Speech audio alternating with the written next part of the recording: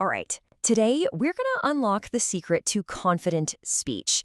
And look, it's a skill that's about so much more than just knowing the right words. It's really about how you deliver them, with real fluency and impact. So, does this sound familiar to you? You've put in the work, you've mastered the grammar, you know all the vocabulary. But when you actually go to speak, something just feels off. It's such a common hurdle, and trust me, you're not alone.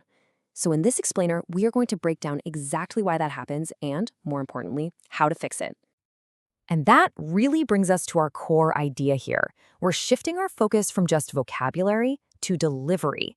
You see, true fluency isn't about having a perfect accent. It's about managing your own thought process in real time to create a smooth, confident flow. It's actually less about the words you know and way more about reducing the mental load so you can access them easily. We're going to tackle 3 specific habits that really interrupt that flow. So our first roadblock is one we've all experienced, that dreaded dead air. Those awkward, silent moments that can just completely derail a conversation. So what exactly is dead air? Well, it's that really noticeable pause, right? It's when your brain is just racing to find the perfect word. And a lot of the time, it's happening because you're mentally translating from your native language. In a real conversation, that little pause can feel like an eternity, and it just totally undermines your confidence. But there's a simple and really powerful tool to fix this: bridging phrases. These are specifically designed to fill that silence productively. They signal that you're engaged while giving your mind that crucial second it needs to catch up. For example, saying something like, "That's a great question, let me think for a moment," is incredibly effective. It doesn't just buy you time, it actually complements the other person. So you turn your moment of hesitation into one of thoughtful consideration. Pretty clever, right? Or you could try a phrase like, "The best way to put this one's great because it signals that you're about to say something important and well considered," which frames your next words as being really precise and valuable. And even just saying, "Let me just gather my thoughts," is a powerful way to own that pause. Instead of a nervous silence, you're projecting control and thoughtfulness, not uncertainty. All of these phrases give your brain the space it needs without ever breaking the flow of the conversation. So, bridging phrases help us defeat the silence. But what about all the noise we often use to fill it? Well, that brings us to our second challenge: fixing those filler words. We all use them, the ums, the ahs, the likes, the you knows. And hey, while they're a natural part of speech, overusing them can seriously undermine your message and make you sound a lot less certain of what you're saying. Okay, so how do we fix this? It's actually a pretty simple 3-step discipline. Step 1 is all about awareness. You can't fix what you don't even notice, right? So a great tip is to record yourself speaking. You'll quickly find out what your personal go-to filler words are. Next, step 2. Learn to embrace the pause.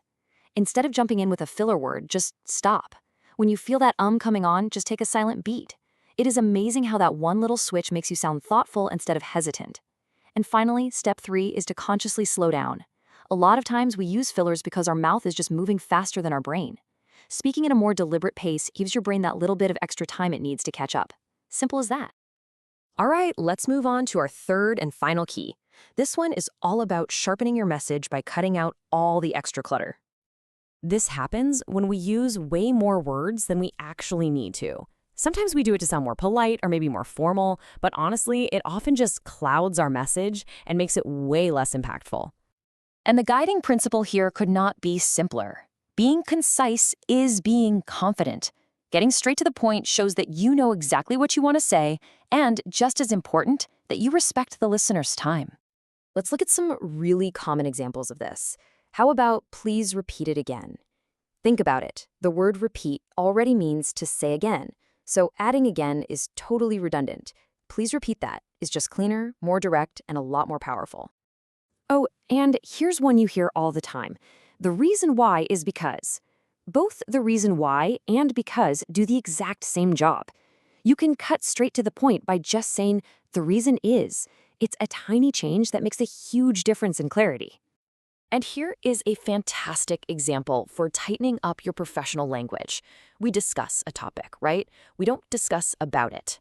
And "later on" can almost always be shortened to just "later." The result sounds so much more polished and confident.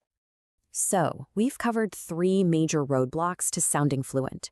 But more importantly, we've talked about the tools you need to overcome them. So let's put it all together in your new confidence toolkit. So here it is, nice and simple, your toolkit for confident speech. To defeat that dead air, you're going to use bridging phrases. To get rid of filler words, you'll use that 3-step discipline: awareness, pausing, and slowing down. And to cut through all the clutter, just always remember this: concise is confident. Look, these aren't just some abstract ideas, okay? These are practical, hands-on tools that you can start using in your very next conversation, like today. So the real question I have for you is, which one are you going to put into practice first?